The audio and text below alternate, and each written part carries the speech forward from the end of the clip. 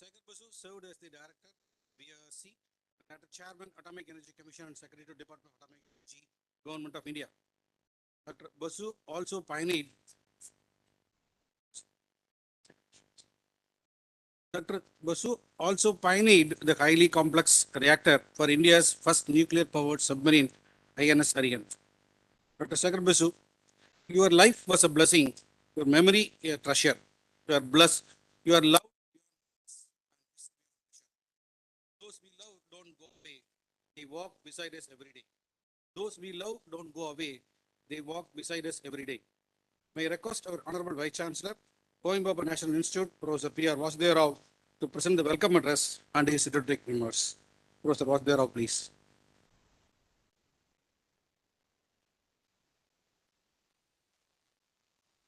Respected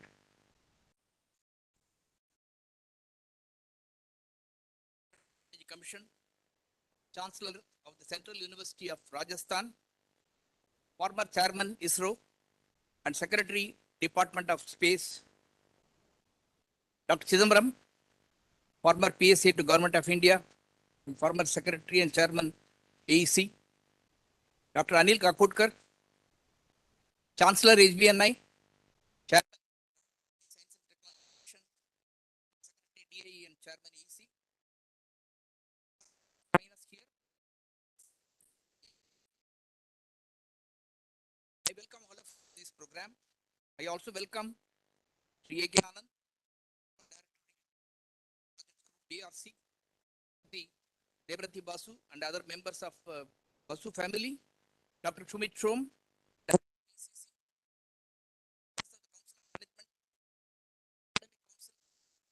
various other bodies of HPNI,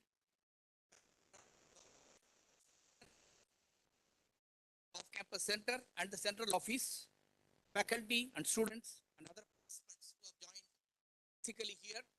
And some of all of you, welcome special program. Here, one of the memory, presided over standing leadership, DA. So during the same period, HBNI was the chairman of the Council of Management. 2020. Today, we are here to with some pictures to recall his unique achievements and qualities. Happy to say, so, guidance, support the academic programs of HBA. We believe that senior colleagues of DA, the retired colleagues, a lot of development process, training youngsters. This advice that helped us engage as our associate, sorry, institute professor. Very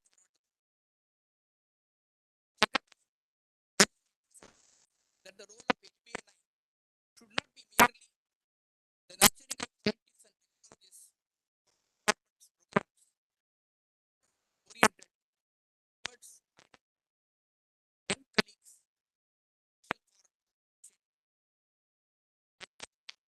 become better managers. This suggestion from him that motivation for HBNI start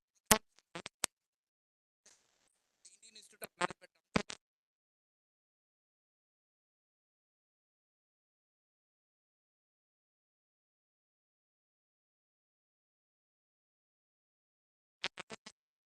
Especially curious residential NPCA courses for young officers of DE with the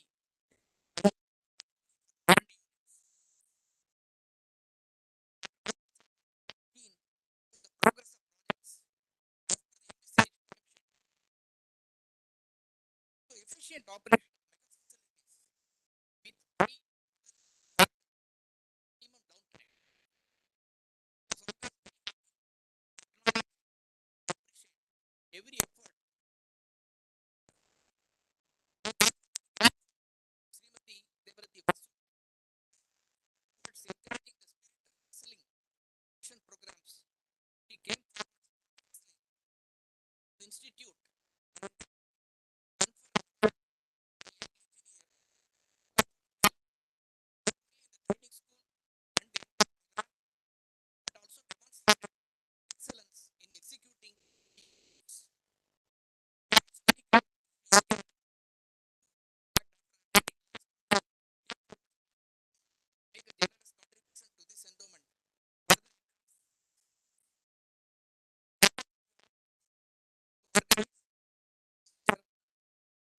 engineer, outstanding contributions to critical mission.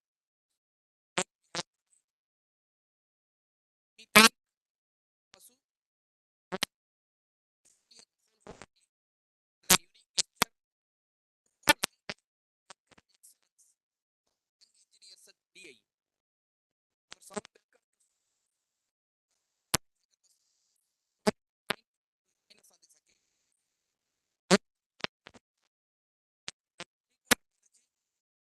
Chancellor was instrumental in designing this memorial. We have deliver the memorial lecture to the pioneering engineers of the country. Dr. K. Has made contributions for several decades to the domain of science and technology as well as education. He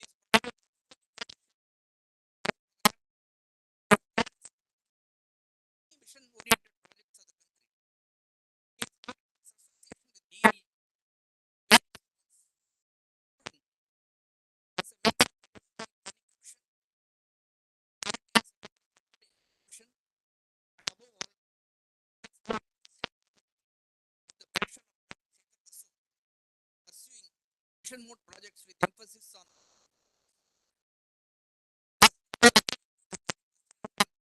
very was also the architect of the National Education Policy 2020 and his address to the faculty and students of HPNI gave great amidst us. It gives me great pleasure to welcome Mrs. Dr. Chile, former principal and secretary, counselor in Chennai,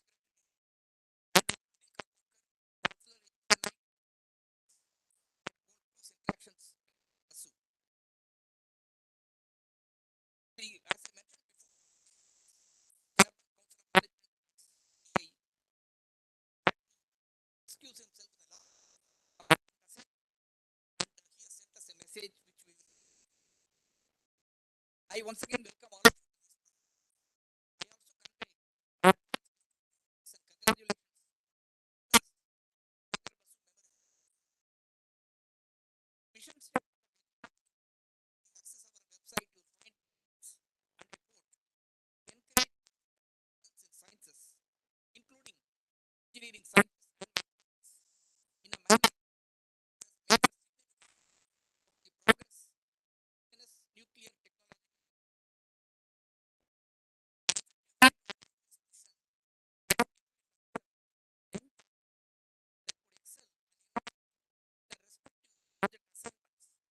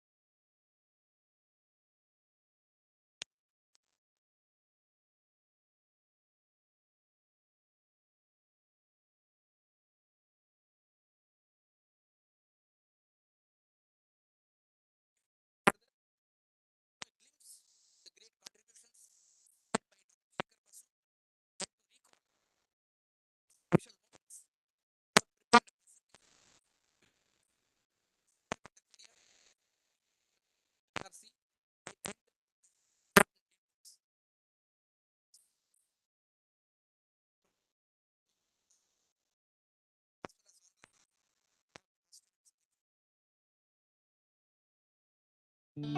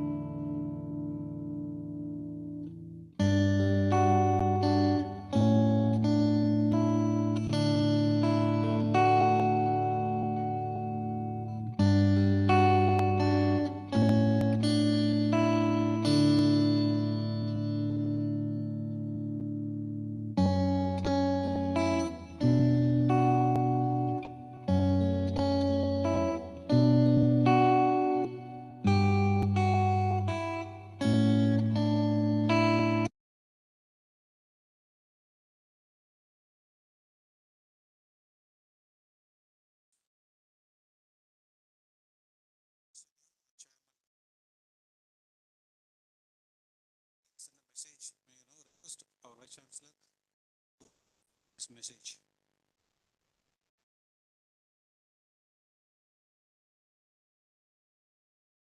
So I read the message sent by Sri K.N. Vyas, Chairman of our Council of Management, Secretary DA and Chairman AEC on this occasion. Respected Dr. Kasuri Rangan sir, special invitee Chidambaram sir, Kakutkar sir, Sri A.K. Anand, Dr. Vasudeva Rao, family members of Dr. Sekhar Basu, colleagues from HBA, ladies and gentlemen, I am extremely grateful to Dr. Kasuri Rangan sir that he has accepted our invitation to give the memorial lecture. Kasuri Rangan sir has had very close interactions with Basu sir during the period when Basu sir was member, subsequently chairman. The period during which Basu sir was looking at the activity, he had put in tremendous effort and has left a distinct mark on his activities. He had conceptualized, made detailed plans,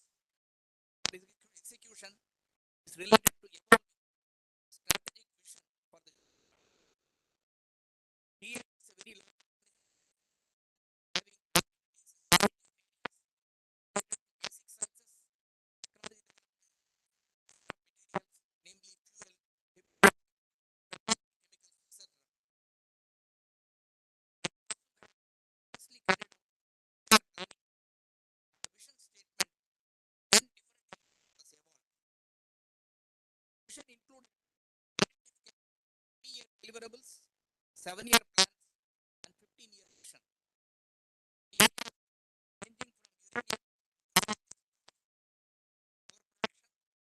for certain uses like medical, clean water supply, etc. Solely due to his efforts, the vision, the construction of 700 fleet mode. The difficulties that would have been faced, the efforts by Dr. Basu also to obtain three approvals at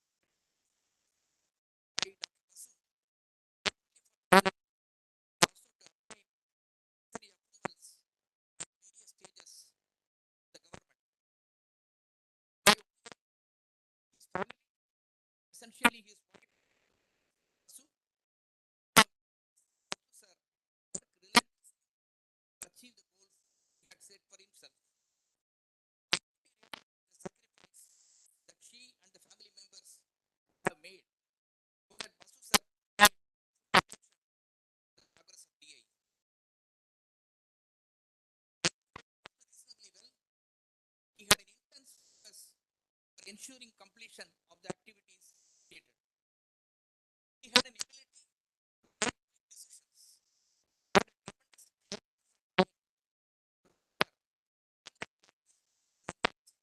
related to the work being undertaken by his colleagues. Both elder persons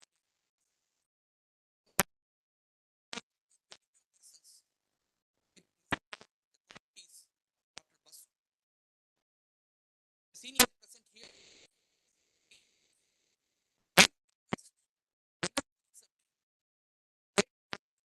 the intensity typical of sir so that they get also the department progress further.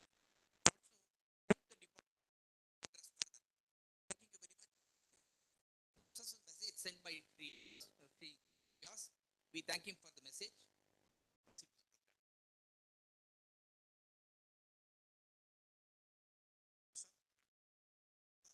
Our Chancellor HBNI, send his special address, please.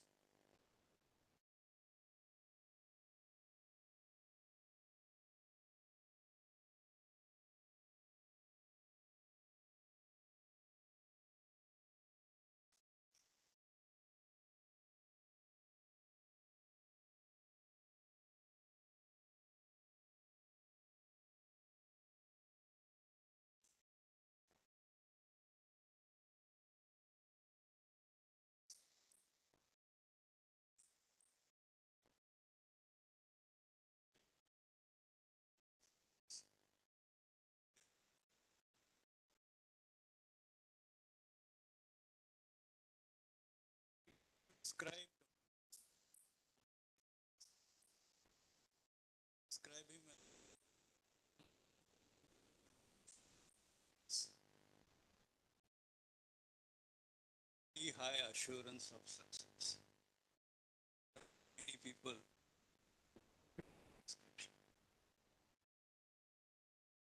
just heard the sage Vyas. Just want to amplify that a little bit. Of course, the Anand is here. He directly supervised the Basu's work for a very long time. He is obviously more familiar than me. But the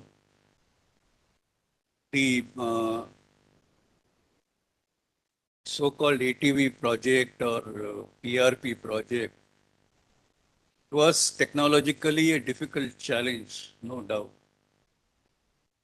But the circumstances in which that had to be delivered were, I think, even more demanding. I'm sure Anand will agree with me that uh, to stand one's ground and remain focused on the job at hand was something which everybody may not have been able to fathom or figure out, but we too know what that means. And that was Dr. Basu. While the work at Kalpakam was going on, I'm myself personally aware of several initiatives he would take on the ERP project. And of course, there are some initiatives which sort of had to be taken at Bombay, and the zeal with which you would drive even those initiatives. And when I say drive, I think it means driving me, also driving Mr. Anand and people at Bombay. So, and so I think it's no wonder that that project, although so complex, although such an advanced technology, has been first time right. That is no mean achievement. Normally, technology takes time to mature. Sometimes you have to build uh, at least a few prototypes before it matures. So, doing first time right with no chance of failure is something that I think we must recognize as key contribution of Dr. Basu. Now, it was in the same spirit or same thrust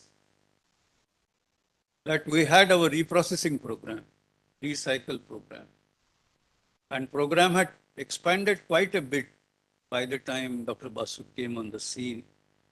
But there were difficulties in performance, both in terms of performance of operating plant. Ravi is here. We have a, but also performance in terms of implementing the projects. And so much so, uh, there was a time when many seniors told me that the reprocessing program has, as a whole, has gone for a toss. Now nothing will happen. And within a few months, 6 months or 8 months, Basu turned the tide.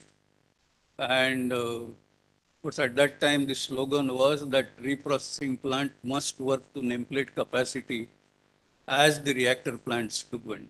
But they have to work in tandem. So that's a legitimate requirement and expectation. But I think it is to the credit of Dr. Basu that all reprocessing plants in the today are at nameplate capacity in their performance. He also took up the challenge of initiating larger projects, the integrated projects, and of course giving direction to the nuclear recycle board. And if I mistake not, he was the first person, first director of nuclear recycle board. So he gave flip to an entirely new organization, which is so important for the pursuit of counseling. And I think same thing one can say when it comes to the reactor program, because I think when he took over as chairman, there was this issue of momentum to the reactor program. And it was not easy to convince the authorities that be to sanction more money and to and he was, and one thing that was realized, particularly for the projects to be set up through international cooperation, that the costs are so high and the only way would be to seek sanction for a number of them together and not by pairs, one pair followed by another pair. And he did move and succeeded. That it has not happened is another story, but that is something that nobody in India can do anything about. But he did start asking people to bid for 6 units together. And of course, the Russians, their reactors, some of them were already under construction, but that gave momentum to Kudankulam 3, 4, 5, 6. That also created a change in terms of EDF making a bid for all 6 units together. That is, and on the same logic, coming to the 700 megawatt PHWR, he argued for fleet mode construction and got sanctioned for 10 units at a time. I think first time in the history of atomic energy that such large sanction has been up. And it's not so easy to convince the authorities and get, I think this 10 units together, if I remember right, corresponded to something like little more than 1 lakh crore per project. But he did achieve that. And before that, uh, in a budgetary speech, finance minister announced, uh, remember right, 3,000 crore budgetary support annually for atomic energy program. So I think these were the things which have contributed to regaining the momentum for the reactor program. And I think we'll see the results of that very soon because now the things are in progress. So I think now the question is, Basu is no more. Can we continue that legacy?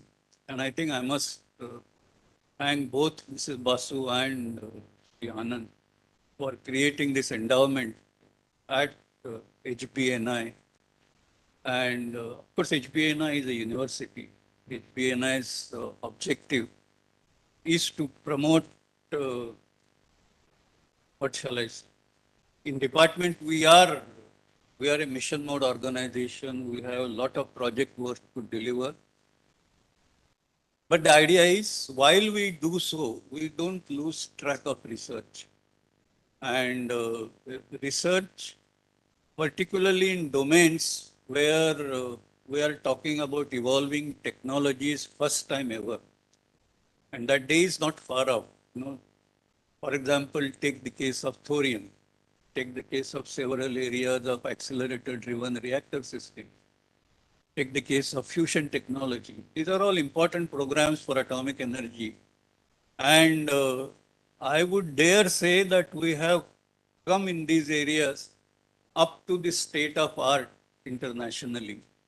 And so, while so far we were doing projects which had a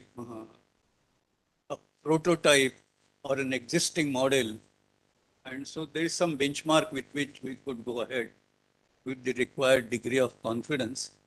But going forward in these areas, when we are moving along with the rest of the world, and in some areas, for example, thorium may be ahead of the rest of the world, then there is no benchmark. We have to create our own benchmark. And we're talking about that kind of research, which will allow us to go and deliver programs, deliver mission mode programs of that kind. And of course, whole department, its labs, they are all well geared to do so. But while we do so, the search for the new things, search for new opportunities, courage to translate new findings into technology without having to worry about who has done this. Even if nobody else has done, on the basis of our own knowledge, our own understanding, that ability to do that. And I think that is where Basu's legacy will come in very handy. Of course, our Vice Chancellor will simply say, and he is very much cued with this challenge. The question is, we need to create closer and a deeper understanding between the implementing agencies, the units of DAE, of the constituent institutions of HBNI and HBNI itself. And I think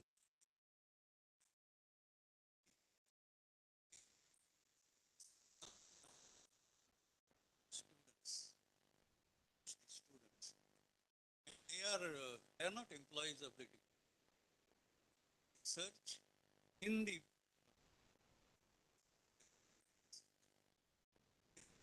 potential they can contribute to research, and at the same time, some of them could be useful in the. That is what I noticed, that this award very thoughtfully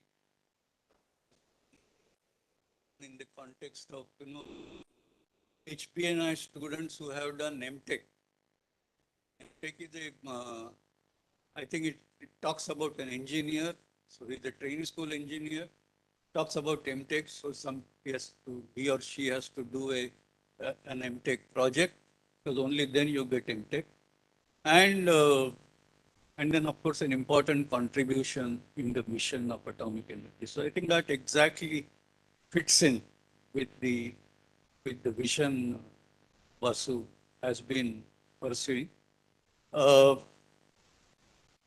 I would say going forward, I think while we thank Basu family, donors like Shri Anand for this award, but going forward, HBNI should, because one of the objective of HBNI was to be a bridge between basic research and its translation to technologies first time ever. I'm not talking about technology.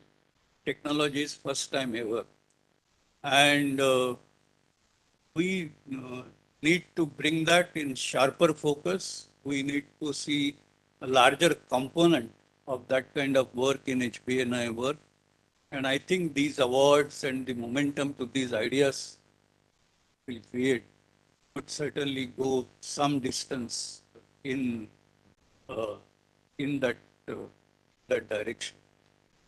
Finally, I want to congratulate the winners of today's awards and wish that they will continue to contribute to the mission which Dr. Basu cherished. Thank you very much.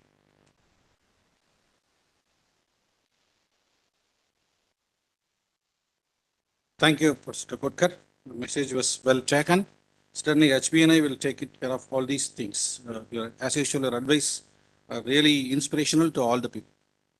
So, may now request Mrs. Bharati Swarna, the Member Secretary for the Selection and Steering Committee for Dr. Sekhar Basu Memorial Award, to brief about Dr. Sekhar Basu Memorial Award and announce the name of the awardees. Mrs. Bharati Swarna, please. Respected Dr. K. Kasturi Rangan, Shri Anand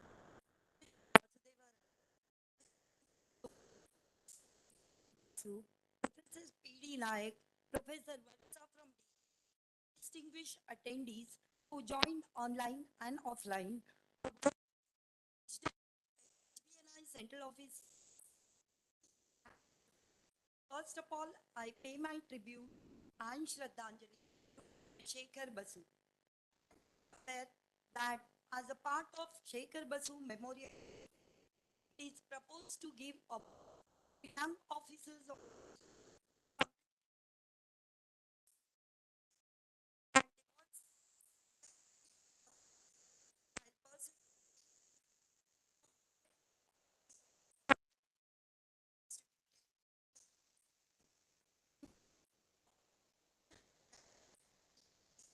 Dr. Paramita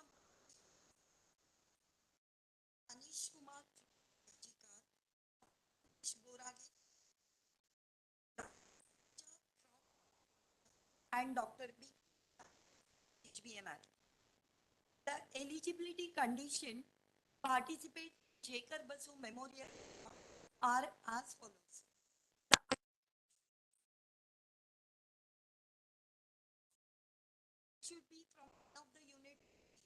training school and has cleared all training courses.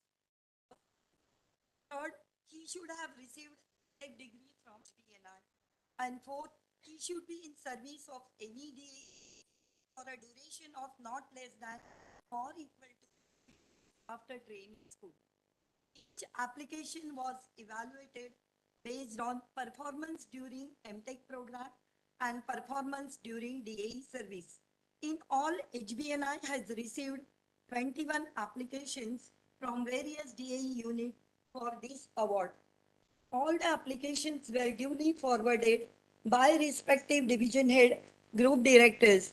The application were sent to all the 6 award committee members for independent evaluations. The 6 table of assessment thus received were then used to select the final awardees. At the end of the evaluation process, the recommendation of the committee are top 3 candidates should be bestowed on the Sekhar Basu Memorial Award 2022. Two, due to very close contest, next 2 candidates should be granted the certificate of appreciation due to their noticeable performances. 3, all the eligible applications should be reconsidered for Sekhar Basu Memorial Award 2023 after necessary updating. May I now request Dr. Kasturi Rangan, Member AEC and former Chairman Isro, to hand over the awards certificate to the selected student. Kasturi.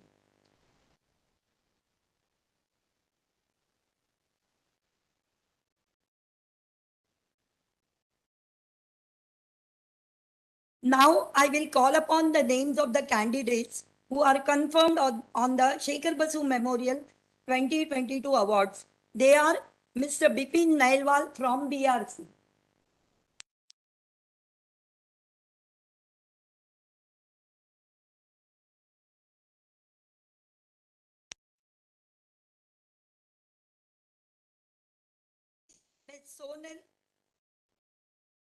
Ms. Sonal Gupta from BRC.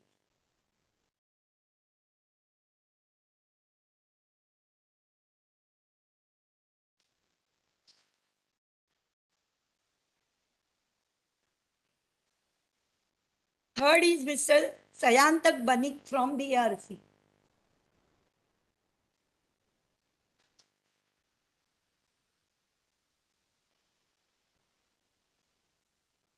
The Mr. Ashish Kumar from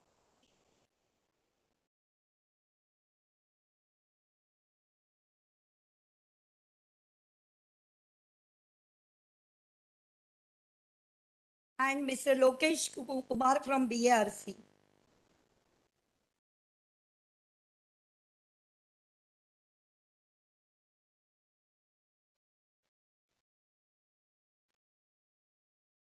Congratulations to all awardees. Thank you, sir, for doing this honor. Thank you all. Thank you, madam, for all your effort with respect to this memorial award. Now I request one of the recipient of Dr. Sekhar Basu Memorial Award, Ms. Sonal Gupta, to say few words.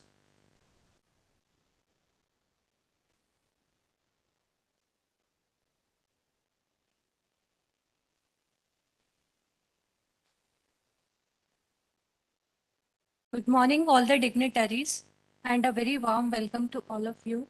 It's a great honor for me to be a recipient of the prestigious Sekhar Basu Memorial Award. I'm truly obliged to the award committee for this recognition. Dr. Sekhar Basu will always be remembered as the pioneer of DAE program who made inevitable contributions for DAE and will be remembered for his work. I would like to thank my family and friends who have been my constant cheerleaders and my support. I'm grateful to my entire team at Special Metal Production Facility of Uranium Extraction Division and my boss, Sri Rajkumar, who is perhaps the best mentor one can have.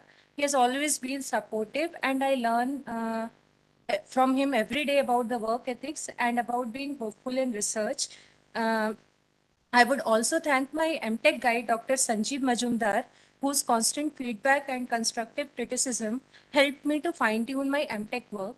I'm thankful to my section head, Dr. S.K. Sarpati, my division head, Shri A.K. Singh, former division head, Shri M.L. Sahu, group director, Dr. Vivekanand Kane, for their overall guidance and continuous support, and to all my colleagues at UED and BRC, association with whom has made the journey so far worthwhile. I'm glad to be a part of an organization which allows scientific freedom and ample opportunities for continuous learning and growing in scientific career. Thank you.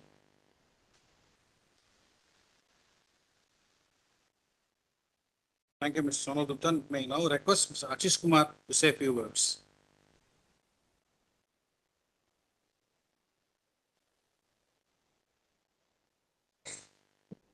Honorable guests of this function, distinguished guests, professors, scientists, engineers, and family members, a very warm good morning to all of you. First of all, I would like to pay my tributes to Dr. Sekhar Basu sir, in whose memory this whole program is organized and whose life and works are a true inspiration for all of us. I would now like to thank Srimati Sekhar Basu ma'am for instituting this award and HBNI for organizing this event.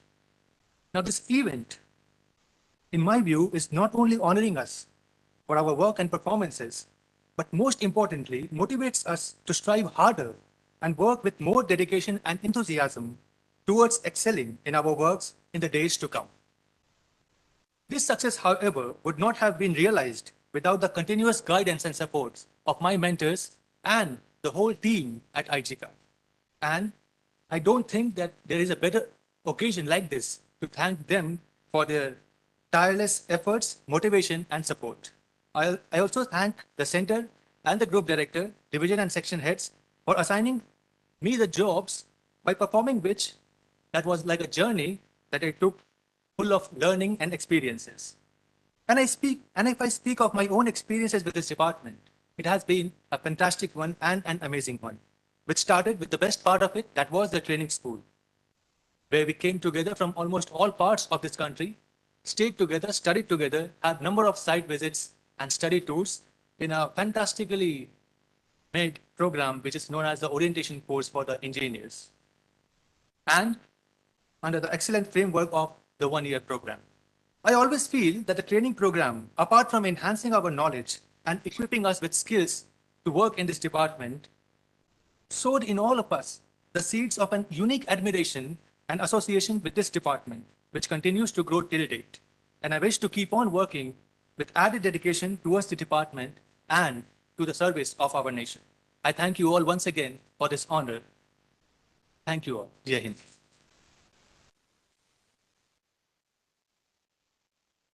Thank you, Mr. Ashish Kumar.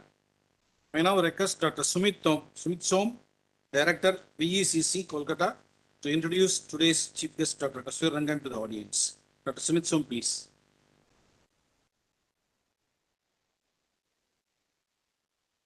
Morning to all dignitaries. So it's my proud privilege to introduce Dr. K. Kasturiram, today's speaker. Dr. Krishnaswamy Kasturirangan, an astrophysicist, completed his Bachelor's of Science with honors and Master of Science in Physics from Bombay University and received his doctorate in experimental high-energy astronomy in 1971 while working at the Physical Research Laboratory, Ahmedabad. He has wide-ranging interests in space science applications, technologies, national and international science-related policies, and legal regimes. Dr. Kasturirangan was with the Indian Space Research Organization, Isro, for over a period of nearly 35 years, including nearly 10 years as its chairman from 1994 to 2003. He worked on the design and development of early satellite systems of Isro and played a key role in shaping of India's remote sensing satellite capabilities. Dr. Kasturi Rangan is currently Chancellor, Central University of Rajasthan, Chairman, Governing Board, Inter-University Center for Astronomy and Astrophysics, IUCA, Pune, Chairperson NIIT University, Nimrana, Member Atomic Energy Commission, Emeritus Professor at National Institute of Advanced Studies, NIAS, Bangalore, Member of Council and Trust, Raman Research Institute, RRI, Bangalore, and Honorary Distinguished Advisor, Isro.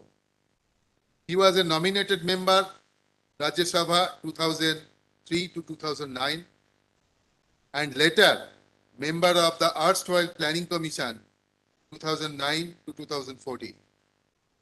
More recently, from July 2017 to December 2018, he was the chairman of the committee that drafted the National Education Policy NEP 2020.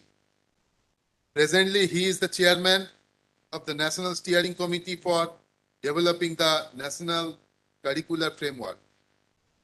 Dr. Kasturi Rangan is a member of all the 4 National Science Academies of India and several international academies. He is a member of the International Astronomical Union and a fellow of the World Academy of Sciences. He is an academician of the Pontifical Academy of Sciences, Vatican City, and honorary fellow of Cardiff University, UK. Dr. Kasturi Rangan is the only Indian to be conferred the honorary membership of the International Academy of Astronautics. He has won several awards, including Shanti Swarup Bhatnagar Award, 1983, 4th SIES Sri Chandrasekharandra Saraswati National Eminence Award, 2001, from South Indian Education Society, Mumbai, Brock Medal, 2004, Alan DML Memorial Award, 2004, Theodore von Karman Award, 2007, Vasava Sri Prasasti, 2020, from Sri Muruga Mutt, Karnataka, among others. He has been conferred with the Rajyotsava Prasasti 2014 from the government of Karnataka, the highest civilian honors, Padma Shri 1982, Padma Bhushan 1992, and Padma Vibhushan 2000 by the President of India, and award of Officer of the Légion d'Honneur 2002 by the President of the French Republic, France. So, Dr. K. Kasturi Rangan.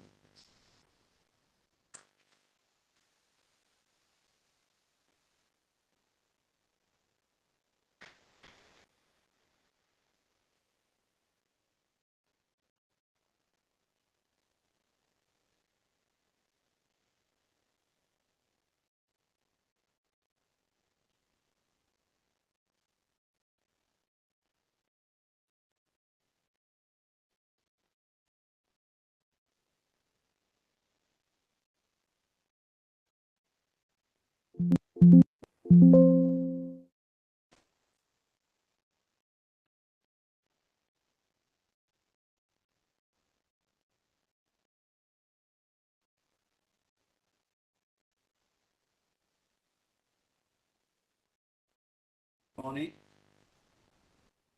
At the outset,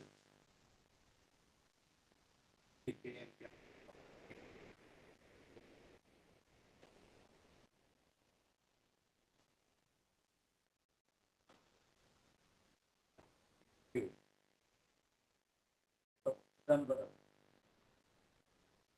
8th.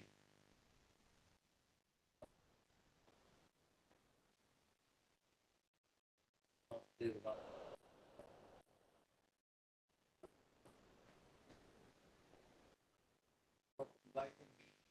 deliver the first Dr. Jacob Basu. We need a singular honor for me to be opportunity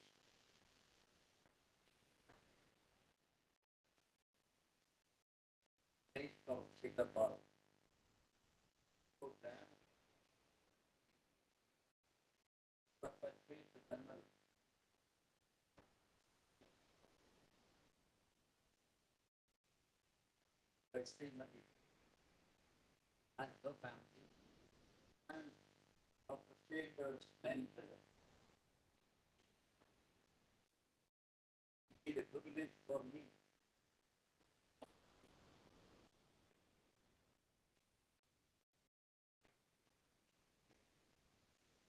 experience besides knowing through reading and pervading. Summarize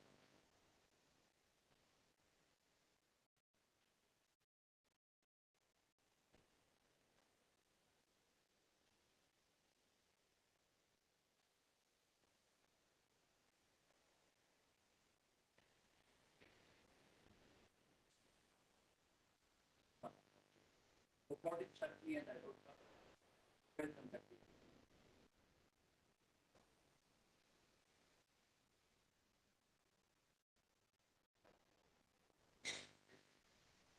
Then, right.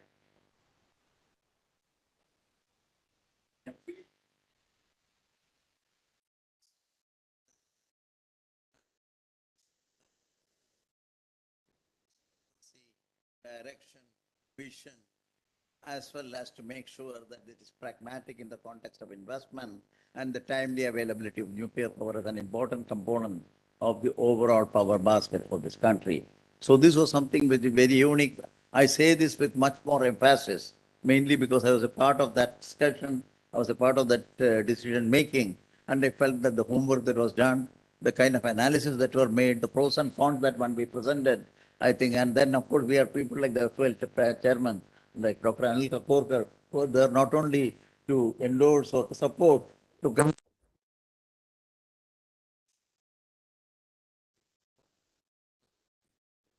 So I think those are I consider it myself. I also was worked with Dr. Basu as a member of the council for some time. What I liked in him, he candid about the scientific program, the priorities and things of that.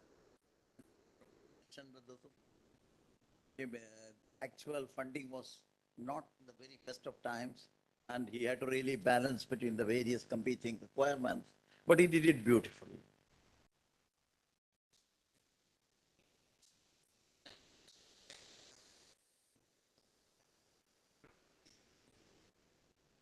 But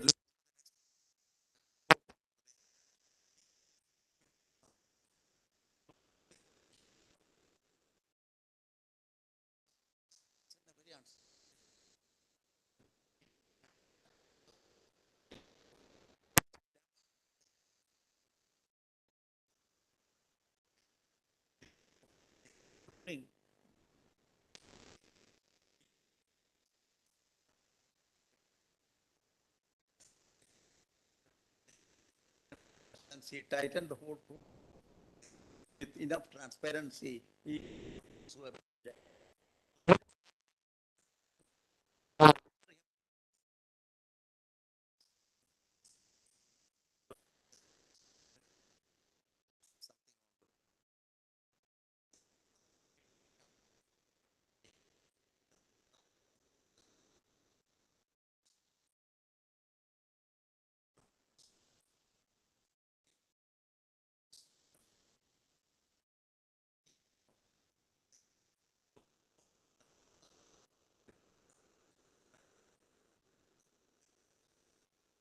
And also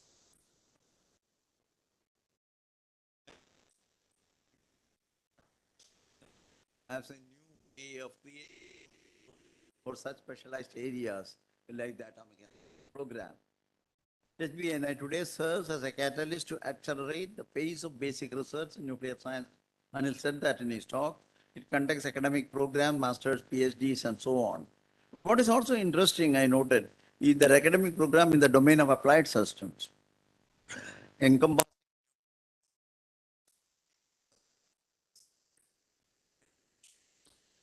some things which are not embedded in the technical. I think these are very important component of a holistic understanding of the nuclear program, and I think that is rightly being introduced and pursued rigorously by this institute. which makes it truly unique. And I will come back to this when I have a discussion in the afternoon on the questions of HBN and the new education policy. These are a kind of visionary steps of something which have been preempted in the context of what we are now trying to just say with many universities in this country and the type of education that we should have.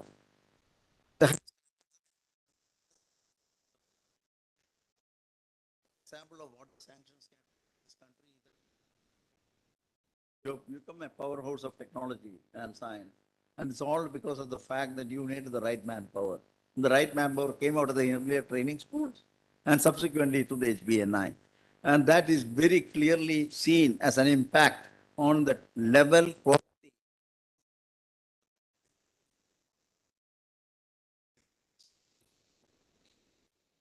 as well as the related areas in other themes where the nuclear capability becomes implemented.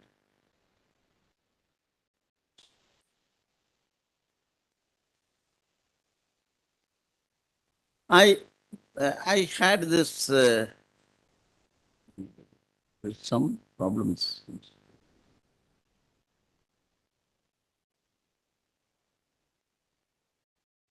No. Okay. This is. Then this invitation from Professor Vasudev Rao came to deliver this talk. And the question was, what do I talk? There was no title that was given, we discussed it.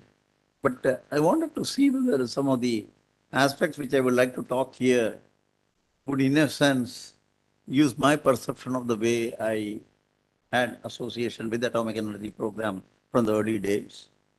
And can that reflect also the type of leadership that this institution had over the years? And to what extent people like us in another area were exposed in this kind of to an opportunity that was created?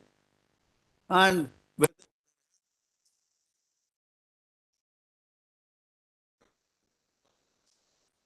by the atomic levels here that I shared with say something about some of the earlier pioneers of ISRO, who they were and what kind of people they were, and the way they had the vision and the way they moved to the early part of the program. Just not an easy thing in this country to have done, but then they were there. That is, I mean, Sarabhai, Dhawan, and UR Rao. And as a subsequent thing, I also say something about how this was carried forward by his successors. And some interesting anecdotes of the experience that I got over these kind of years and experience when you this thing in doing some later responsibility that were assigned.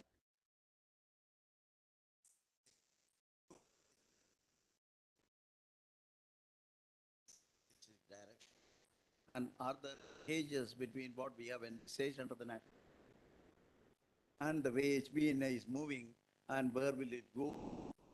Factor the ESMA, the elements and ideas. This is a kind of a thing. So our two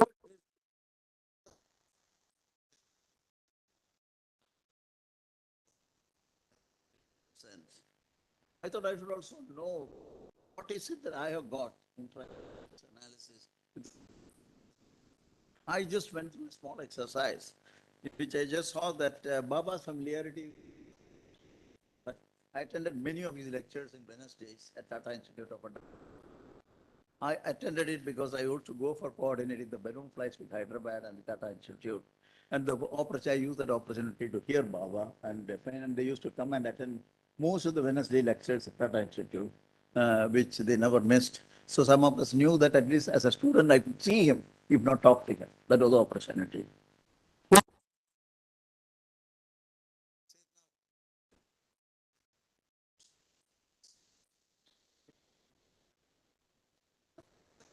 Person. The only thing I remember vividly about him is that he always felt that the government and institution draw better and brighter youngsters rather than the private aid.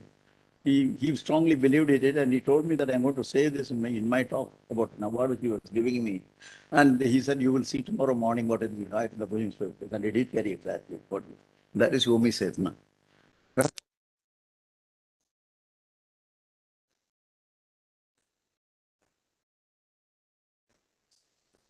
Just had joined ISRO. The cosmic gamma ray burst, he and Dr. Iyengar explained to me, mainly because they were also thinking of systems in space, which will do the atmospheric explosion detection. So there was a synergy between the detectors that will be used to look at the cosmic gamma ray burst and the kind of thing that one could do has to develop as a space-based monitoring of the atmospheric nuclear explosions. So there was a half a day I got a full time with Raja Ramana and Dr. Iyengar in this connection. M.R. Srinivasan I continue to work with. Dr. Iyengar was a part of my selection committee as chairman ISRO. Dr. Chidambaram, I don't have to say, he has been with me all the years and including in the recent planning commissions and formulation of the 12th five-year plan. And Anil has been more or less coterminous with my higher with the higher level. Now, whether it was chairman ISRO or subsequently discussing on this, I will say a little bit about the type of inputs I got from Anil by discussing the nuclear NE 123.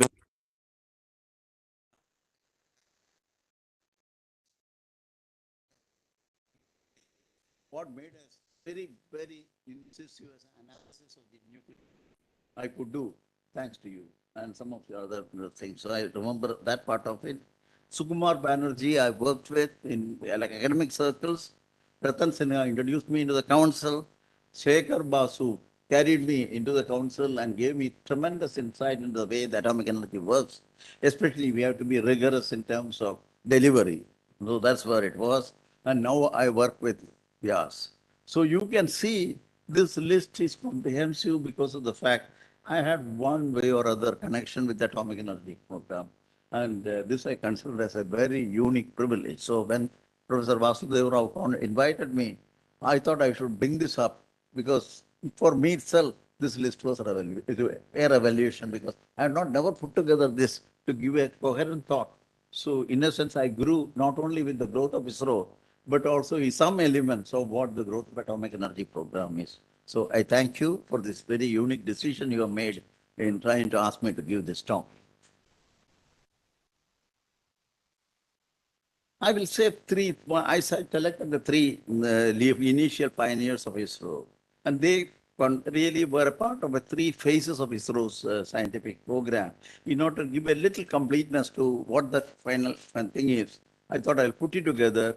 The three broad areas in which Sarabhai directed the program. Incidentally, the second chairman of the Atomic Energy Commission, I did not bring up Sarabhai because I worked with him in ISRO for a longer period. I thought that what Sarabhai did for atomic energy, I just put it together, but it's not important for me to say that like carrying forward to New Castle. So I just thought I will not talk about Sarabhai in this talk here, so far as atomic energy is concerned. But so far as initiation phase is concerned, you have a vision, a scientific quest, capacity, but many interesting aspects of initiating a scientific program in this country as complex as phase. He had the vision and he had, of course, the backup of a knowledge which came from industry, from political connections, and many other academic systems, including his visits to NRA, the MIT, and discussing with several of the intellectuals in MIT in trying to give a shape to what a developing country like India at that time could make use of the space. So there is a set of initiation. I will come to this a little more. Experimental phase, which Satish Dhawan, after he took over as the second chairman of ISRO, and it was carried forward further by UR in operational with experimental phase. Satish Dhawan made sure that many of the ideas and concepts are tested out with low-cost systems and quick turnaround systems.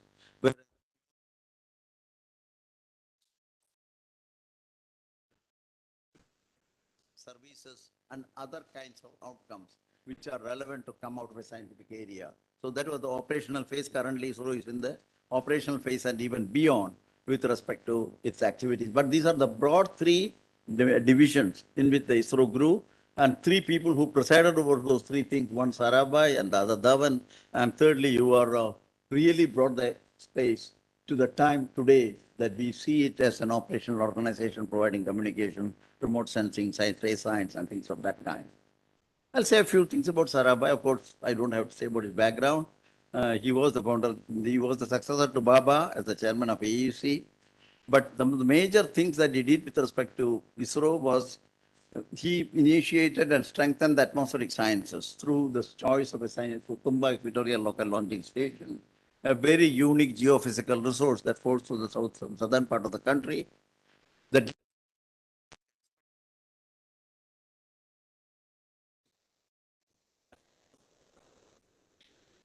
what the Americans had developed at that time.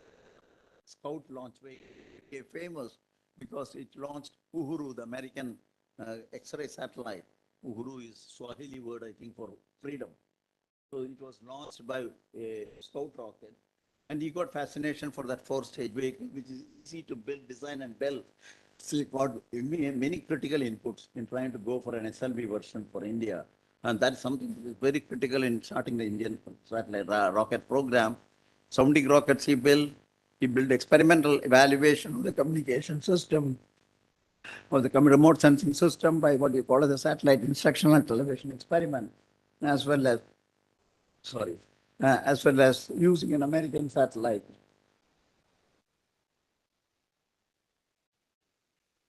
A Landsat. I say this to say initiation in multiple dimensions of the space program, science, technology, applications, institutional mechanisms.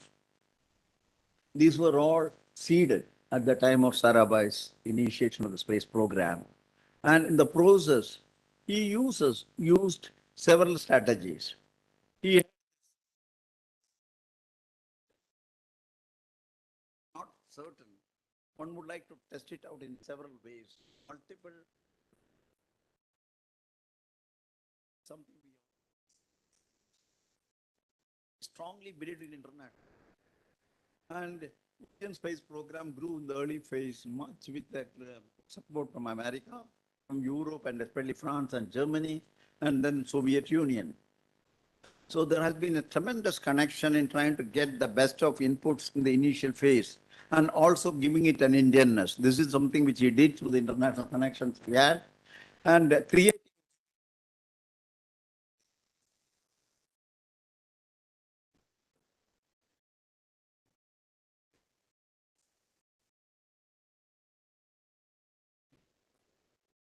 many for his students. They also became, this is something which he did. Very interesting developmental setup purely to show the sociological relevance of a communication system, which was quite new using satellite. So there is another kind of it. He had good political connection, so he could convince any of his ideas right at that time. And his prominent role in global institutions like United Nations, he was a very well-known figure. And therefore, he could use that influence to also get what India needs in terms of latest ideas and strategies. And ultimately, he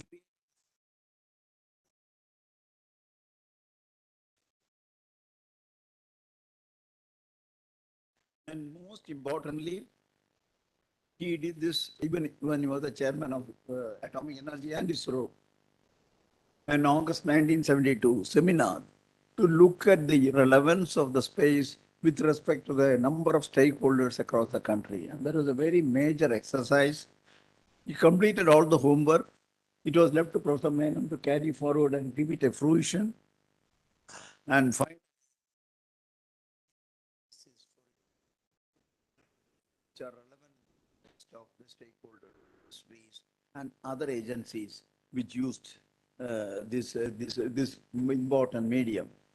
I want to give a little more lighter in the lighter vein. He was he was a down-to-earth person, even though, and typical, all people right from the Pune to the professor used to call him Vikram Bhai. There was no hierarchy, the way in which you are does. No, sir was an unknown word in the physical research laboratory. I'm told. Dr. Chidambaram may be knowing this. And so we used to use some initial balloon flights from Ahmedabad. And we used to fly it around 4 o'clock early morning because of the winds. We built an instrument to look at atmospheric radiations like new mesons and also gamma rays and electrons. So we built a Jaeger-Muller counters and with electronics and so on, and we wanted to fly it from the backside of physical research laboratory. 4 o'clock we were in the field. 5 o'clock he turns up to look at how we are doing. We are two students, three students. The kind of interest he had for this kind of thing, he came at 4 o'clock, he comes and sits with you. And that is the time in which we developed a problem with the instrument. We had an electromagnetic interference. So we were nervous.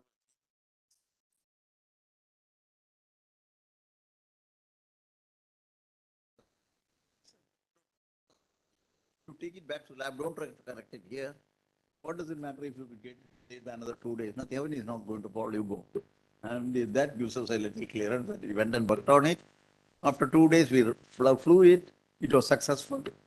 And when he met me in the weekend, he comes in the weekend to physical research laboratory, and you catch him normally at the staircase simply because you don't see him in the room, somebody or other is always there. So, but on the staircase, you can talk for 3 minutes. That's good. So you brief him on that, and then he was said only one thing he said, and which is really, for those years, and for us, it was very important. He said, if you have not had that problem, we have not taken it back to the laboratory, we have not looked at the electromagnetic problem, I can tell you, you would not have understood 50% of the value. By opening it up, looking at it, making measurements, simulating certain things, and then correcting it, you know this payload more than what you ever knew if you are performing so-called successfully. So he said, don't never take setbacks and anomalies as a failure. It is a first stepping stone for learning what could go wrong in bigger system. So this is the best thing that has happened to you. And what it proves in the years to come, when you head up the space program, you know this was happening day in and day out in terms of what the problems are. And this is where I see these people working with the lowest levels of people, not having any kind of hierarchical problem, and also have a vision of what a problem is and how does he look at it. The problem which how he looks at it, how we look at it is very different. So these kind of things is the one that really shapes. I just wanted to say this because it's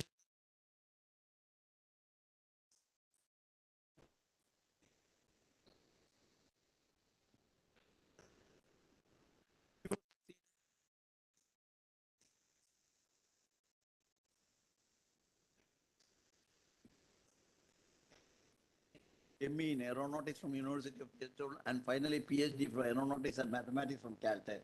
And he was a student of von Lippmann, the student of Theodor von Karman, the father of American astronautics. And he was a real confluence of being a teacher, as a scientist, and things of that kind. We came to institution builder, several of the institutions saw his vision and direction, and he became chairman of Isro 1972 and continued night afternoon. What are the important things? He, of course, carried forward missions, the first India satellite Aryabhat, Bhaskara, and SLV-3. So these were the first level of ISRO's achievements in the development of technologies and capabilities.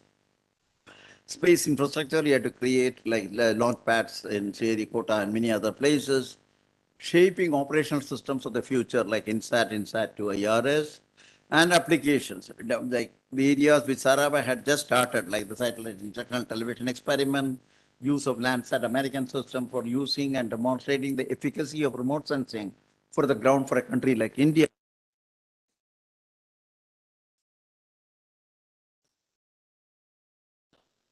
He went through a very thorough assessment of what it is.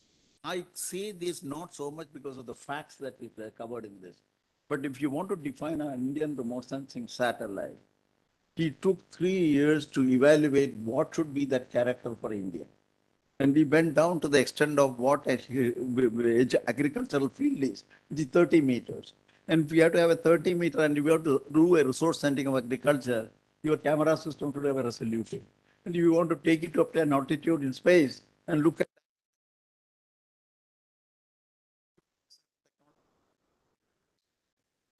so you work grassroots to that, and he ensured that before we define what a satellite should be, we do all this, and we don't do it within ISRO alone. He got the best of the stakeholders, that in forestry, oceanography, geology, agriculture. Each one of them, he made them do homework of what the resolution, what kind of radiometric resolution, what kind of spectrometric resolution you need. And these became the basis for defining the satellite. So when it went up finally, we were not looking for the users. We were not looking for how to use this data because that is not the optimum. These questions never came up. He had done that homework. So the uniqueness of Professor Dhawan is the fact that he made us do thorough homework. And preparatory work sometimes stretched over more than the actual period of the project itself. IRS is a classic example. Yes. That's right. Absolutely. That is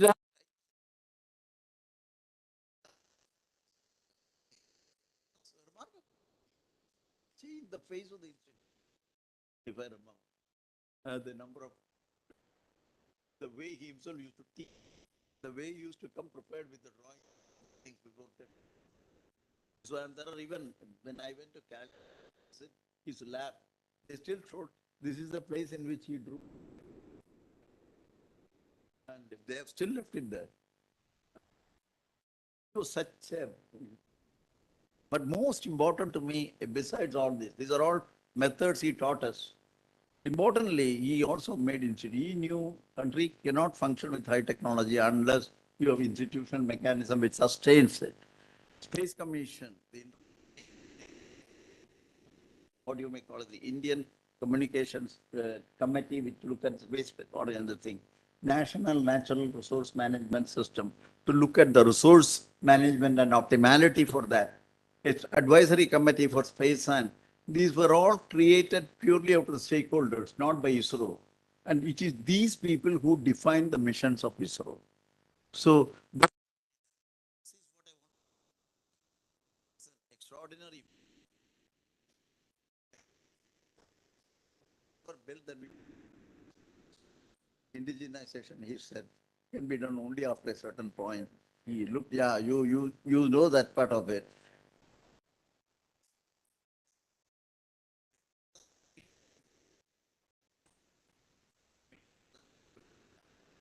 He did this with the cryogenic we finally bought from Russia. But while negotiating with the Russia on the cryogenic, we were not negotiating only the price. We were negotiating the technicalities. They were surprised at the familiarity with the cryogenic because initially Dhawan made us learn the cryogenic technology at 1 ton level, the much lower level of propulsion, to make sure that we know nitty-gritty details of a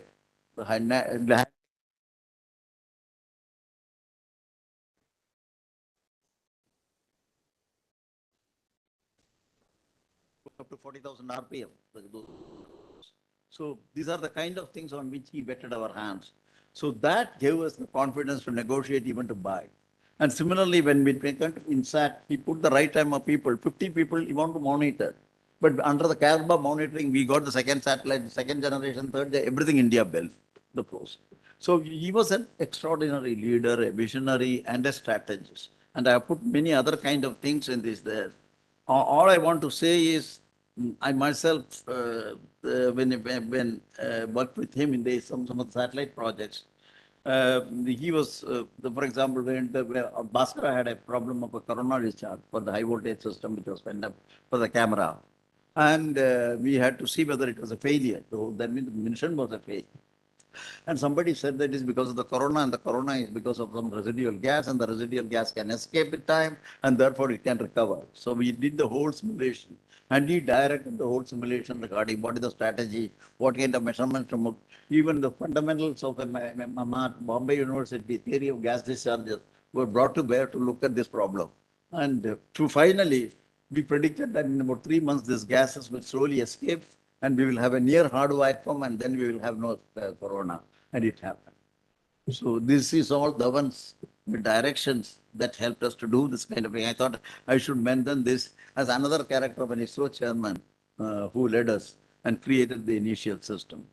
I want to say the third person, of course, is, I don't know, can I get it back here? The third person is Professor U.R. Rao. Of course, he was a student of Professor Dhawan. Can you get me on? Yeah. He instrumented many pioneer spacecrafts in US and so on. But he was a very highly confident person. The main thing is that he was good in science, he was good in technology. He had a good feel of the systems engineering. And in the context of seeing the connection between many elements of science and technology into bringing financial. So he is one of the person who really moved ISRO forward in terms of final systems. So whether it is trying to create Apple to INSAT or Landsat to IRS, these transitions are all made possible during your Rao's time. And he also took, most importantly, PSLV to the near fusion, but for a very small mistake of a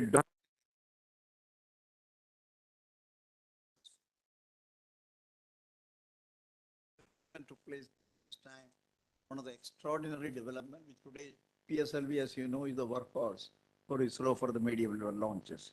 And of course, he started also on the, I think simply jumping. Yeah. Okay, I'll say his strategies are all mostly motivator. And one thing about him is he tried to learn, be familiar with as many important engineers as possible. He used to interact with any level of engineers. The problem should be interesting. That is the only criterion for him. And most importantly, he tried to make sure that he always give a pat when something secretary appeared. He was there to see it, and he's a great inspirer. And to me, I joined him and spent a substantial portion of my next level upper chairman's law with him in life. The only reason I chose him was when Barabai said that you will work in satellite program, and he said he's going to put URO into the satellite program, and URO came to know about it. He called me when we were waiting for a delayed aircraft at Ahmedabad, and for 2 hours he gave me a complete rundown of his vision on this. And he never spared me even a minute of briefing the way he was trying to reel out all the ideas that he had. And I thought if you want to succeed in life, you have to catch out of a person like. So I joined. So that is the URO person with whom I worked. And he also turned out to be an extraordinary leader and did quite a lot.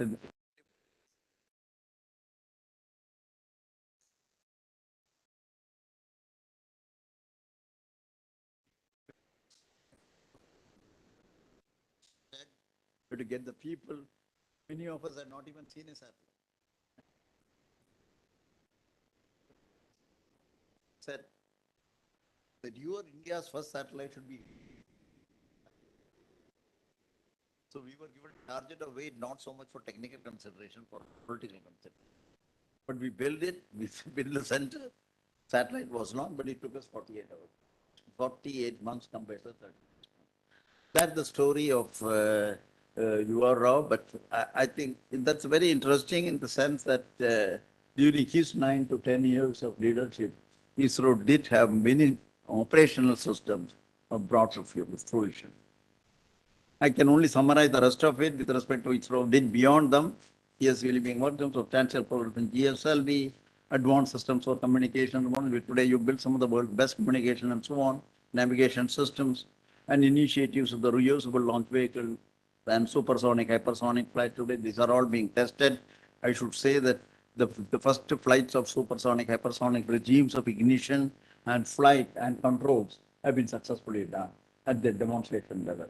So I think, and today we are working on more advanced cryogenic engines, and also currently a 6.5 ton capability vehicle with semi-cryogenic engine is getting ready. So these have been all the more recent developments with respect to the areas which are all initiated under those three pioneers.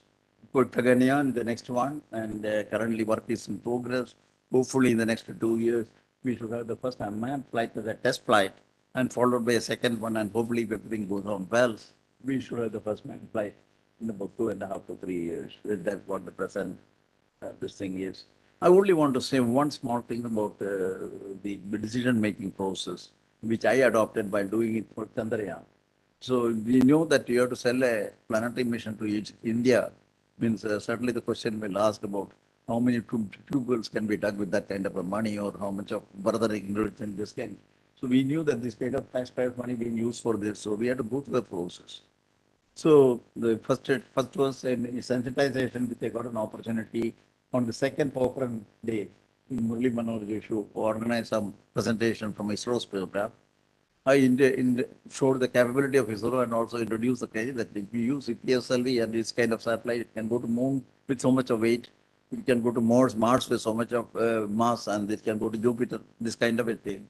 And so we are today not only ability to launch it, but also a satellite to launch.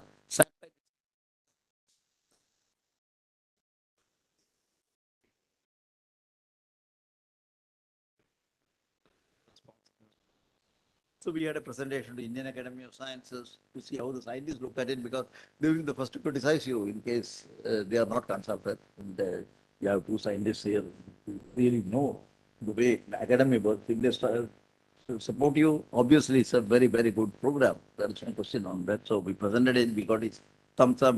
Astronautical Society, same thing, feasibility assessment, we did with a detailed analysis. Then political sensitization, we did to the standing committee. The standing committee, the only thing is they not only were excited about it, they wrote a 4-page note and they said that this should be more ambitious. They should not stop at moon. That is the kind of a report they gave. And national task force was set up and finally reviewed by a national committee, which was headed by Professor G.K. Menon. And then finally it was enrolled by the Space Commission before it went to Prime Minister, and the Prime Minister Vajpayee announced it on the 15th of August 2003. It took us 4 years between the conception that we should have a planetary mission to actually approving the lunar mission. But it went through a process. Because it went through a process, there was no problems of opposition and work. There were a few which I think is good for the healthy system. So that was allowed, but not any significant thing. And so only two things I want to say. The level of interest among the political system for this kind of a thing. One is the fact that we had given the name as Somaya for the lunar mission. Vajpayee consulted better Sanskrit scholars and put it as Chandrayaan. And he said that. The second one is that we had put Somayan and we had left it. He had put it as Chandrayaan 1. So when I went to ask him that you made these changes and we were not aware of it, he said, no, last Sanskrit Pandit say Chandrayaan is a better word than Somayan, so I have changed it. So what is that? When Chandrayaan 1 is concerned, how can an India, a big country and such an economically prospering country, will stop with one planetary mission? I made it as Chandrayaan 1, so that is the beginning of a mission. So this is addition to the political system, and not scientists. I just want to say this because that kind of support was available. But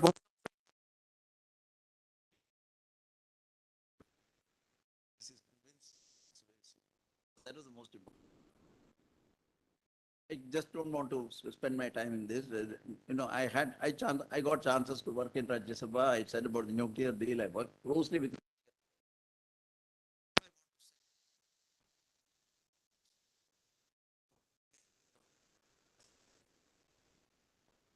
Said that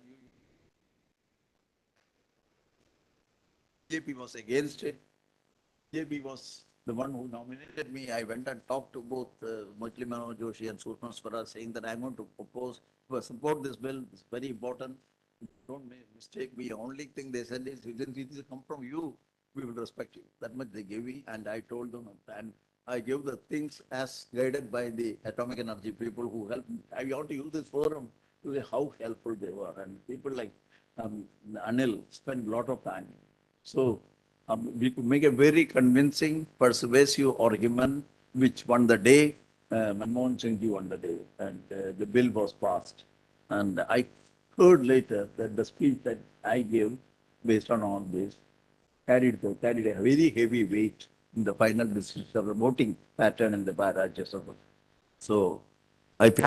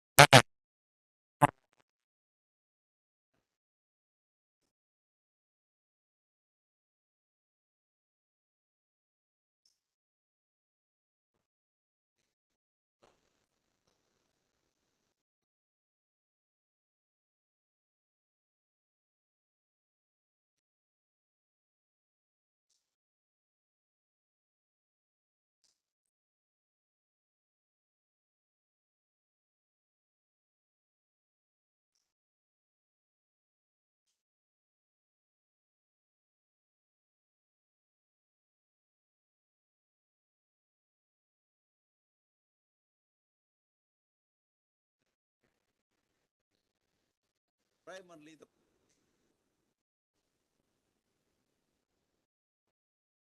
that it has to have flexibility choices.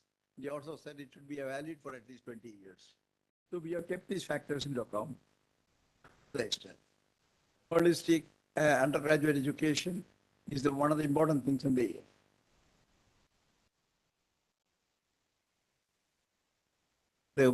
well, two, three important points I would like to make. One is undergraduate education. We have recommended a liberal education, which is in a sense is an age-old idea of India. Because if you look at Banabhatta's Kadambari, it does talk about what is meant by a fully educated person. He talks about, the author talks about 64 kalas, which includes music, dance, painting, culture, languages, in addition to subjects like science, engineering, and mathematics. So you call a person a totally learned one if if he or she master the 64 kalas. And that is in Kadambari's Banabhatta. And in a sense, we are revisiting the concept of an holisticity where you try to take a total education, an all-rounded person as the key. So what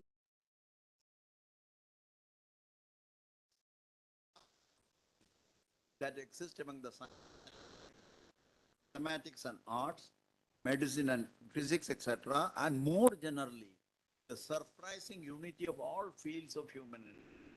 So that is the underlying principle behind which we have formulated the undergraduate education or liberal education. So I was very much this thing with the kind of subjects that you are revolving, and also add to it all the liberal education component, including law, legal systems, and many other related areas of nuclear program. These are the ones that we have in mind, the broader context of not only science and technology, many other areas of endeavor. So that is one. And as this thing, what we have suggested ultimately is as a part of this 21st century or fourth industrial revolution, engineering schools such as IITs will move towards a more holistic, multidisciplinary education with more arts and humanities. There should be already many IITs are getting into this, as you know. While arts and humanities students will learn more science, while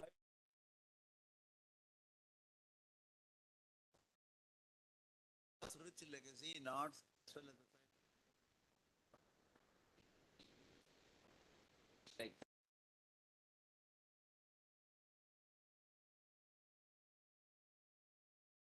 they will save significantly help in making these changes.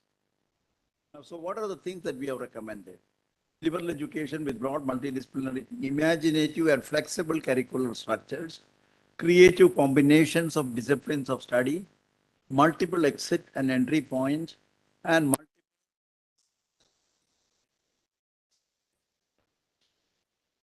4-year undergraduate degree. We kept a 33-year more to provide a continuity to the already existing.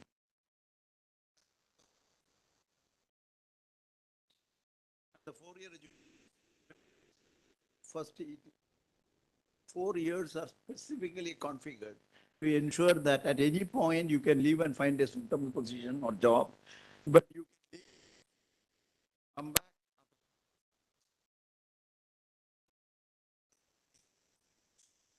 The whole idea is to make point to lose the education permanently just because you have to leave. And in the process, we have also made sure that you will get a certificate in the first year, a diploma in the second year, a degree in the third year. You can get a degree in the third year.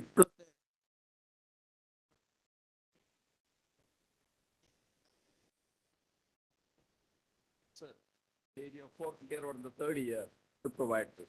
So this is the other part of it. And then you have a flexible master's program, 2 years and 1 year, and this is not very different, but you can directly also go for a 5-year integrated program as it was earlier done. We have also suggested how do you want to integrate the professional education.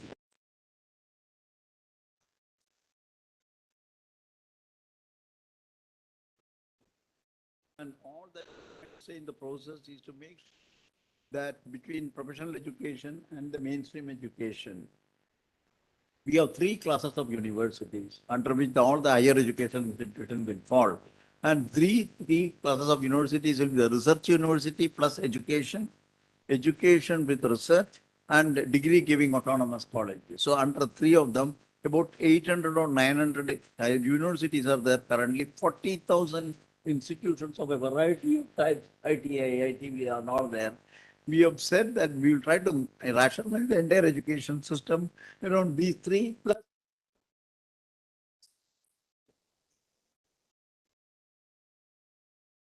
they can get a special kind of a provision, but will incorporate many of the elements that we have suggested if they are not only a part of it. So this is what we have in mind. The overall primarily with respect to structuring the higher educational system. One of the important things, and Anil, you mentioned about it, the question of research. So as you know, 900 and odd universities that we have in this country, the research component is where it is. And as PSA will worship the kind of problem that we are facing today. So what we have tried to do is to create a special National Research Foundation. The whole idea of National Research Foundation is to energize overall research and innovation system in the country, but specifically focus on university education system, because that is where really is the maximum issues in terms of quality, quantity, and relevance. We have said that we will have this foundation to support various types of research through competitive peer review, building research capacity for academic institutions, creating beneficial linkages for researchers, government, and industry, and disseminate. But most important, it also will cover sciences, technology, social sciences, arts, humanities, and if necessary, more. We are not included, for example, agriculture, law, and medical education, but this will all be a part of it. So this is a very important thing which we have done, and this, of course, is seriously now receiving attention with respect to how to institutionalize it. Our own method of institutionalizing and the present thinking, there is something to be, the gap is to be closed. And so there is, but the NRF as an entity to promote research and provide the highest level of attention in terms of reviews and other quality research and so relevance and so on is come to stay. And 50,000 crores that Nirmala Sitharaman kept apart for the research, she has this in mind, National Research Foundation in mind. So I hope that.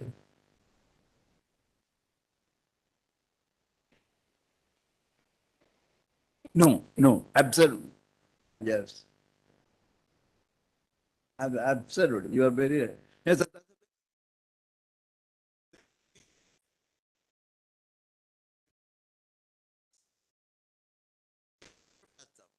but they can work in coordination with the NRF, number one, and slowly see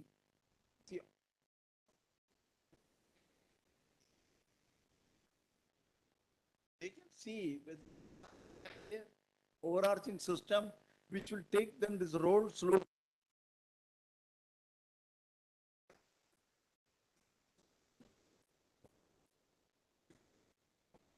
How much the value structure problem is some person, which I think is a super question. But you are very correct. You said. The other thing is, of course, on technology. We have put a lot of importance on the technology aspect of it.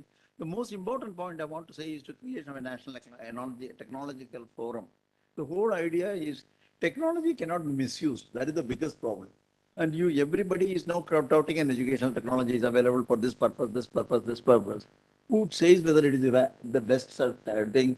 Who evaluate the other implications of a technology, like the social, cultural, and psychological, there are many elements to a technology and its influence on a human being or a child. So we have created a National Educational Technology Forum. It is supposed to be, it's an independent consultative forum. It is not an institutional mechanism of a laboratory or this kind of a thing. It will build intellectual and institutional capacities in educational technology, envision strategic thrust areas, articulate new directions. We need to do research in technology. We cannot just depend on somebody else's inputs. And NETF will maintain a regular flow of authentic data from multiple sources, including tech innovators. So this is a very new idea. It is already there. They have set it up. I think Anil Sahasrabudhe is likely to take. He has taken over as the president of the National Education from AECD moving on. Yeah. Yeah. So, so, And yes, sir. is your ACT. Yes. Empowered governance. I've given a lot of things, but these may not be applicable to HBNS. I don't want to go into the details, so you can.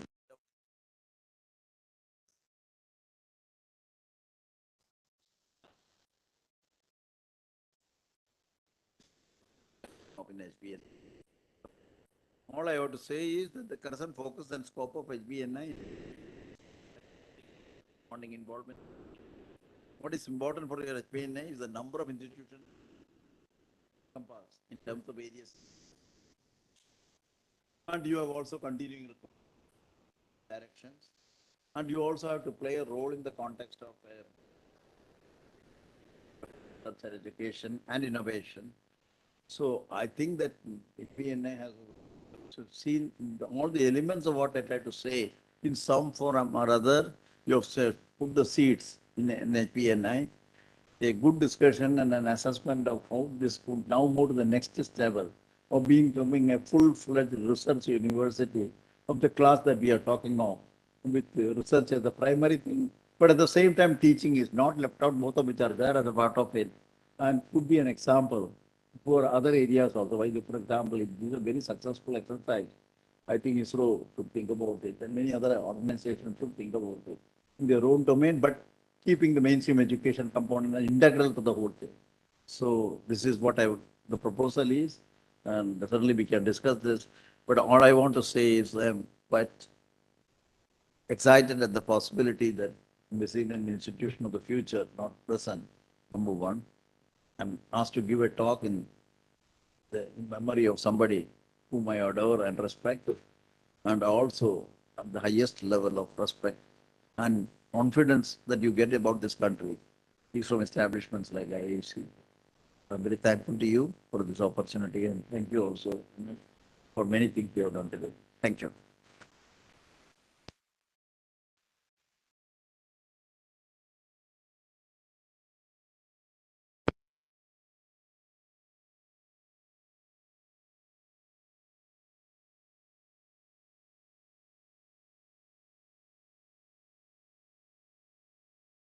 Thank you, Dr. Kasturbangan, for your inspirational speech, for sharing your memories with Dr. Basu and Dr. Anil Kapoorkar and Dr. Chidambaram, for sharing about your many information about Indian space programs and different stages of evaluation, role of Dr. Vikram Sarabhai, Satish Dhawan, and Professor U.R. Rao, and your association with them. And you have given a great message to our youngsters. So you have to make a thorough homework. And without wetting hands, nothing will work out. I think this is a great inspiration message that you have given to us. So your role in NEP 2020 is really wonderful. And you have made a really good path for the holistic education, National Education Technology Forum, and empowered governance and autonomy. And we are really fortunate enough to have you here, and your interaction with our chairman and our former chairman Chidambaram is really wonderful, sir. We are fortunate enough to hear from you directly as a discussion with all the stalwarts of DAE. And your message that ISRO has grown with the support of DAE is really wonderful, and it's a great message for youngsters. Thank you, sir. And one message I would like to give. He has written a book called Space and Beyond, Professional Voyage of Dr. Kasturbangan, which consists of 22 chapters written by B.N. Suresh. And it was mentioned by Dr. Anurag Pachar of Premji University. He said that it is not a biography that of Kasturbangan, but of the best of India. So I recommend everyone to go through this book. It's an inspirational book. And such a star was, he got his chance to work as a Nobel laureate, along with the Nobel laureate as a postdoctoral chance at the University of Berkeley. But with the compulsion of Dr. Sarabhai to stay here, and he forego this postdoctoral program and stayed with India to make this even, I think, say, lot of laurel to ISRO and for the country through this NEP 2020. Thank you very much, sir. Now I invite the token of our appreciation, Professor Vasudeva Rao, Honorable Vice Chancellor HBNI, to present a memento to Dr. Kasturbangan.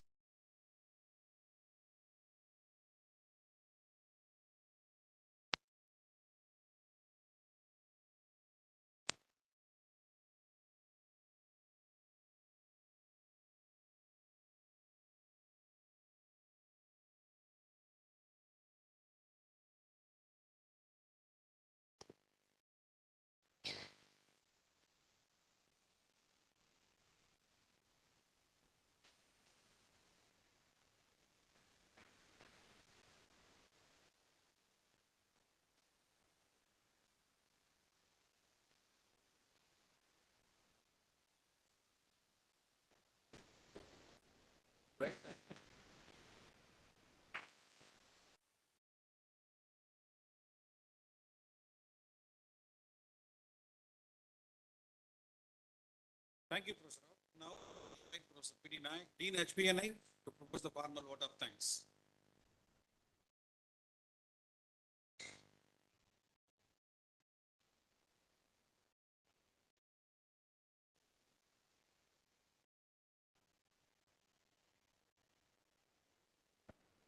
After the beautiful or inspiring talk by our beloved chief guest today, the customer. In fact, we used to hear more on NEP 2020, as well as how ISRO rise from the initiations to the final implementation of various programs. I think all of you got benefit out of that. In fact, today it is my present duty to offer vote of thanks to many persons who are associated with these programs. At the onset, we would like to thank Mrs. Basu for her generous donations to organize this Sekhar Basu Memorial Program. Thank you, Madam. Dr. Sekhar Basu mentor, Sri A.K. Anand, former Director, Reactor Project Group, who guided both Dr. Basu and Sri K.N. Vyas in early days of their career at BARC, was also generous to supplement Dr. Sekhar Basu Memorial Fund. Thank you, sir.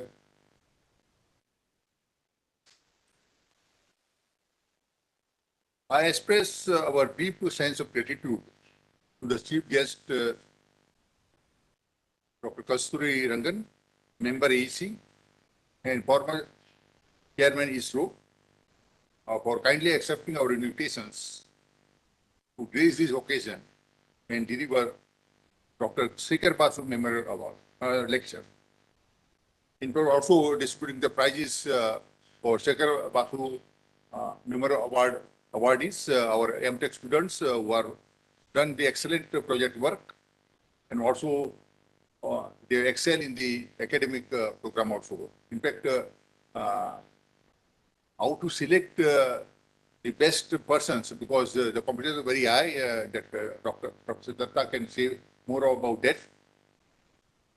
In fact, he was telling that difference was really, really very minute, and they were difficulty because previously we were telling that we need only 2 awardees maximum, but they are not able to judge because there was a very narrow margin between 1, 2, and 3, and it is very difficult because finally giving the awards with a margin of 0.1 or 0.2, it is very difficult to select first, second, third.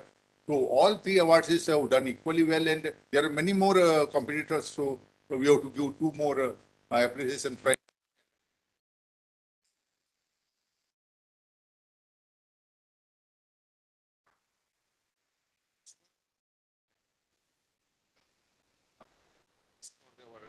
Program.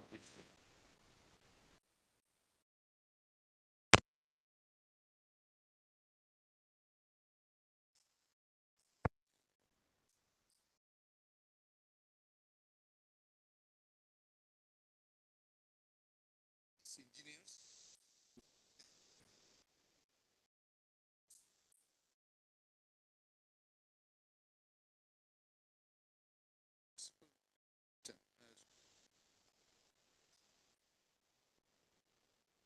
Surangan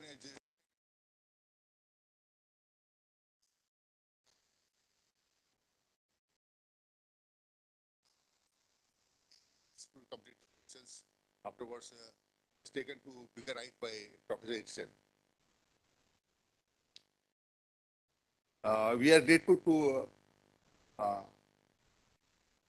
Dr. R. Sidambaram, former Principal Scientific Advisor to Government of India and Secretary DE, for gracing the program. We are thankful to Dr. Anil Kakodkar, our own Chancellor HBNI. We are also fortunate being guided by Sri K.N. Vyas during this program as well as finalizing the format for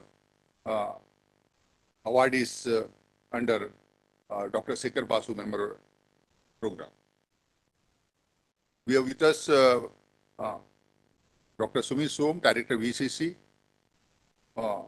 Is always a part of this program. In fact, this award is in association with the VCC. VCC is part of this program all the times.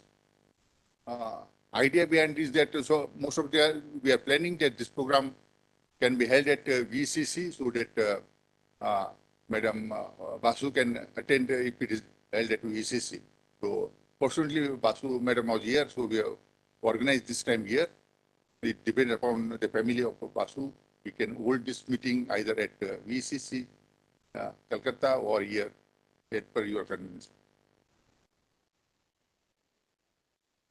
In fact, this program has been guided by Professor Vasudev Rao, VC HBNI, and you also supported all the organizers in performing their duties. We have placed our sincere words of gratitude to him for his constant guidance, not only these programs, but many other programs which many of you might have noticed because we are organizing many programs for the benefits of our faculty, scientists, engineers at DAV units, as well as for students, not only from HBNI, also from other institutes. In fact, as I was mentioning, Professor B.K. Datta, Institute Chair Professor HBNI,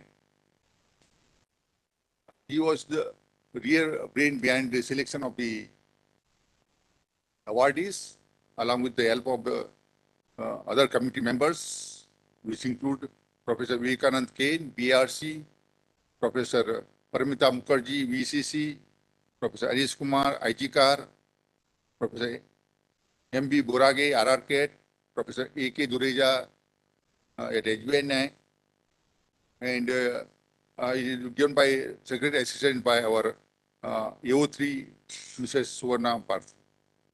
Thank you all for putting the time and doing this difficult task for HBNI. In fact, we have been helped by all the HBNI Center Office staff, which includes registrar, associate deans, institute head professors, administrations, academic, and account staff. I would like to thank them all for their kind support to us. Finally, again, I would like to thank the awardees and for their excellent work and coming over here to receive the awards.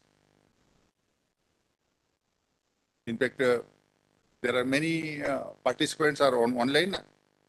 I thank them for participating in this program. And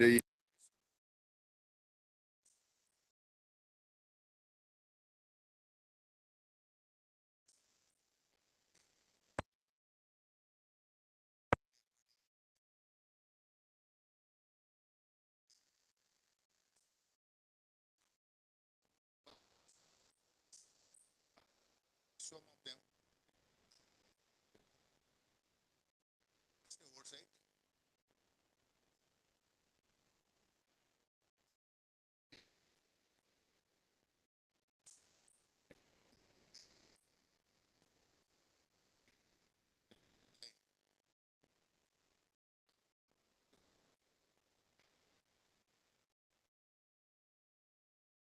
Thank you, Professor Naik.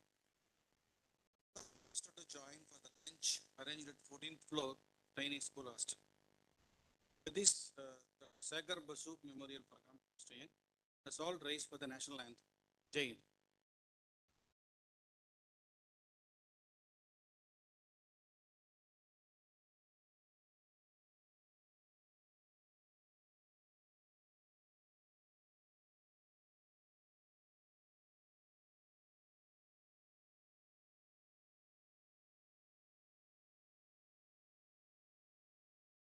जय हे भारत भाग्य विधाता पंजाब सिंध गुजरात मराठा द्राविड उत्कल उत्कलवङ्गा विन्ध्य हिमाचल यमुना गङ्गा उच्चल जलधितरङ्गा तव शुभ नामे जागे तव शुभ आशिष मागे गाहे तव जय गाथा जनगण मंगलदायक जय हे भारत भाग्य विधाता जय हे